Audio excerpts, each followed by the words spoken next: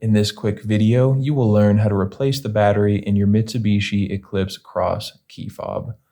This device was used on Eclipses between 2018 and 2020, and inside we will find just one CR1620 battery that powers the device.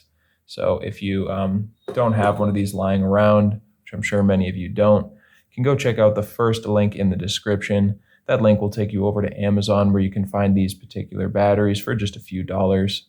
And the only other thing that you will need is a small screwdriver to remove this little screw on the back. If you don't have something, this is what I will be using. It's a precision screwdriver. It fits pretty nicely in there. If you don't have something this size, I would recommend picking up something like this. This is a little set that I have. It's just a couple dollars on Amazon, and I will also put that down in the description. So check that out if you're interested. So the first step is to just remove that screw. So go ahead and twist it out of there and just set it to the side. Now you can take a flathead screwdriver and just insert it in the top where you can see there's this little slot right there. You just want to twist gently until the two halves of the device come open.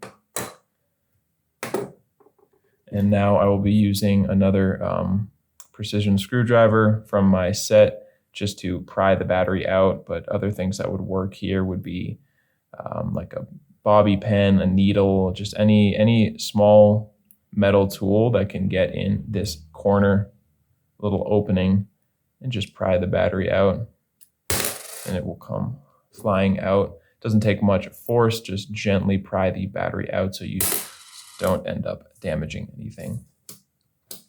Once you got your battery out of there, you can dispose of it and make sure your new battery again is a CR1620. And when we put the new battery in, we want the positive side to be facing up. So just go ahead and find these two tabs. Sorry, you can see right here, we will be sliding it under those tabs first before snapping it in on the opposite side.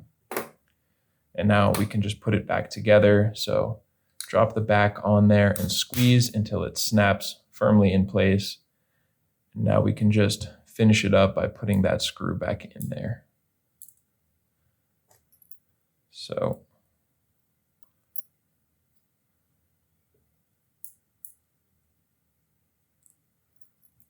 okay, just twist it in there.